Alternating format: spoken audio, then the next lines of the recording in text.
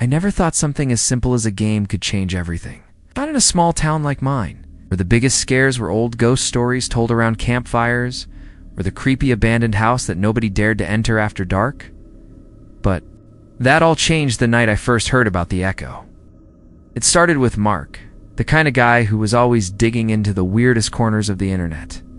One evening, he messaged our group chat with a link to some obscure forum. Found a game that's unlike anything, he wrote. It's called The Echo. No graphics, no fancy stuff, just pure text. But it's different. Creepy, but cool.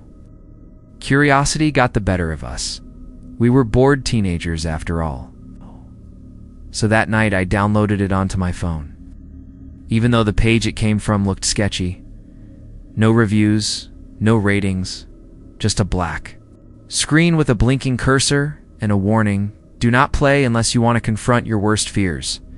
I stared at the screen, wondering if it was some kind of prank. I typed start, and the game responded, welcome. You want to begin your journey? Yes or no? I typed yes. The screen flickered, and suddenly the game described my room in terrifying detail. The cracked ceiling above my bed, the faded poster of a band I loved years ago, the broken lamp that I'd been meaning to fix but never did. How could it know that? I showed the game to Mark the next day, laughing nervously. It's just programmed to seem spooky, I told him. But deep down, something felt wrong. When Mark played, the game described the scratches on his desk and the old scar on his hand. When Lisa played, it mentioned her dog's name, something she hadn't told anyone but her. Closest friends, it felt like the game was watching us. And then the first weird thing happened. After we'd all played, I noticed a cold draft in my room. Even though my windows were closed tight against the early autumn chill, at first I thought it was just my imagination. But the shadows on the walls seemed to shift unnaturally, stretching longer, bending in ways shadows shouldn't. I could hear whispers, faint and unintelligible, just at the edge of my hearing. That night, my phone glitched. The screen flashed static, the game's black screen turning into cryptic symbols and broken phrases before returning to normal. I tried restarting the phone, but the weirdness persisted. Mark didn't come to school. The next day, I called him straight to voicemail. The message was strange. Instead of his usual cheerful tone, I heard a low, distorted voice repeating, I'm still playing, Panic crept in. Over the next few days, others who had played started disappearing. Some left without a word. Others were found dead under mysterious circumstances. No signs of struggle, no explanation, just cold. Lifeless bodies and empty phones showing the echo's black screen. The police were baffled. The town was gripped with fear. I told myself it was a coincidence. A terrible one, but coincidence nonetheless.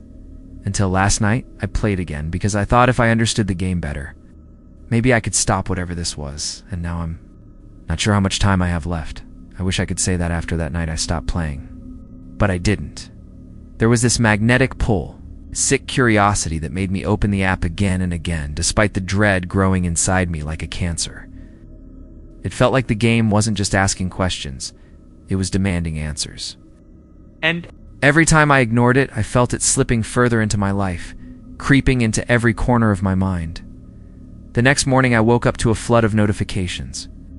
Messages from friends who hadn't been online for days, even weeks.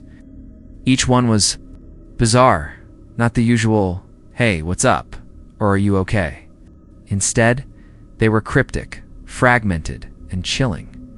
One read, it's watching. Don't trust the light. Another, they said it's just a game. They were wrong. Damn. And worse, the last message was from Mark, but it wasn't from his phone. It was from his email, which no one else had access to. It said only one line, help me. I'm still trapped inside the echo. I stared at that message for what felt like hours. I wanted to believe it was a prank, but the fear knotting my stomach told me otherwise. That's when my phone buzzed again. A new notification. A message from an unknown number. It contained a single link to the echo, but this time, the game was different. It was no longer text-based. It was alive. The screen showed a grainy live video feed of my own room, but distorted, like I was watching through a broken lens. And then something moved behind me, a shadow, elongated and twisting. I spun around, heart pounding, but nothing was there.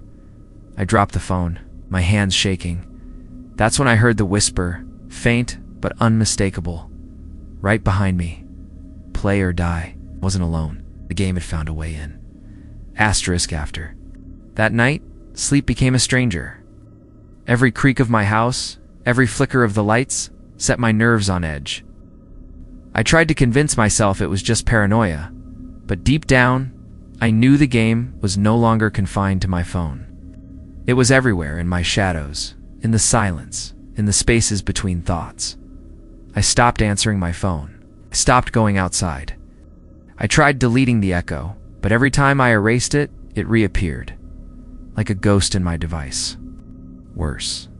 The messages kept coming, not just texts or emails, but notes slipped under my door. Drawings scrawled in pencil on my bedroom wall that I hadn't made. Each one was a warning, a riddle, or worse, countdown.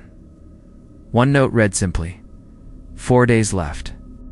I had no idea what would happen in 4 days, but I knew it wasn't good.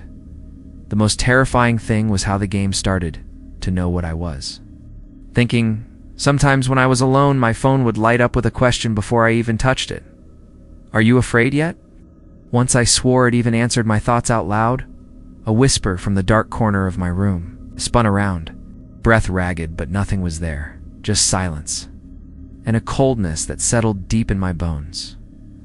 Then the nightmares began. Every night I dreamed of playing the game, but in the dreams, I was trapped inside its world, wandering endless corridors of black and static, hearing the voices of my friends screaming, calling for help. I'd wake up gasping, drenched in sweat, only to find a new message on my phone. You're next. I'm writing this now because I don't know what else to do. I'm scared. The line between reality and the game is vanishing, and I feel it pulling me in deeper. I don't know if I'll be able to stop it, or if I even want to. Because if I quit, I might lose everything. But if I keep playing, I might lose myself. Asterisk, the days blurred together after that. The sun seemed dimmer, the world more hollow.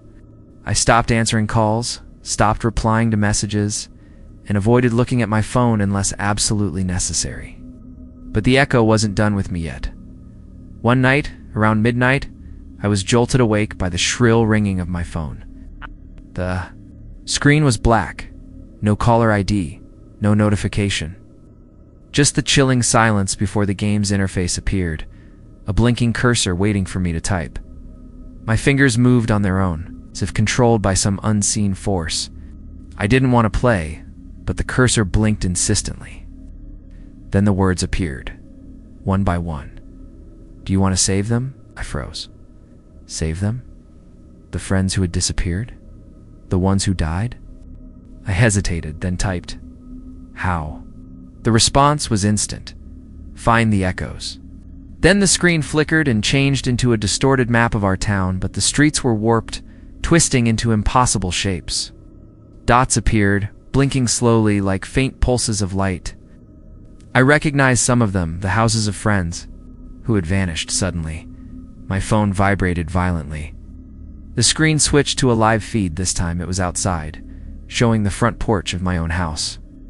A dark figure stood just beyond the porch light, unmoving, watching. Its face was hidden, but its presence was suffocating. It disappeared just as I blinked. My breath hitched. I realized then, the game was not just a game.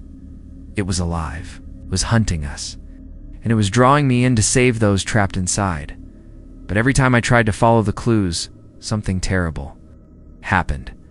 Shadows grew thicker, noises in the house grew louder. I could feel cold fingers brushing past me in the dark, and sometimes in the corners of my vision. I saw figures pale, broken, begging silently for help. I was running out of time. By the time I reached this point, I was no longer sure what was real and what was part of the game. My reflection in the mirror looked hollow, haunted, a stranger's face staring back at me. Sleep was a distant memory, replaced by an endless stream of whispers and shadows clawing at the edges of my sanity. The phone buzzed again that night. The game's screen lit up, stark white text on black. One final choice, Save yourself or save them all. Choose wisely. I knew what this meant. The others were trapped inside the echo, their souls tangled in its code, waiting for someone to pull them out or to join them forever. The air in my room grew colder, the shadows lengthened, creeping like dark fingers along the walls, hands cold and invisible pressed against my shoulders. Urging me to decide, I typed slowly, deliberately. I want to save them. The screen went black. For a moment, silence. Then the game flooded with messages, frantic pleas, screams, whispers of thanks. Faces flickered on the screen, my friends' faces pale and ghostly, reaching out. A blinding light filled the room. I felt myself pulled forward, a rush of cold and warmth mingling in my veins. And then I woke up outside under a gray dawn sky. My phone shattered on the ground beside me. Mark was alive, standing nearby, his eyes wide with disbelief. Round us the others were stirring, confused but safe. The game was gone, but the echoes of what happened lingered, and sometimes late at night when the wind is just right, I still hear that whisper, calling me back. Play or die.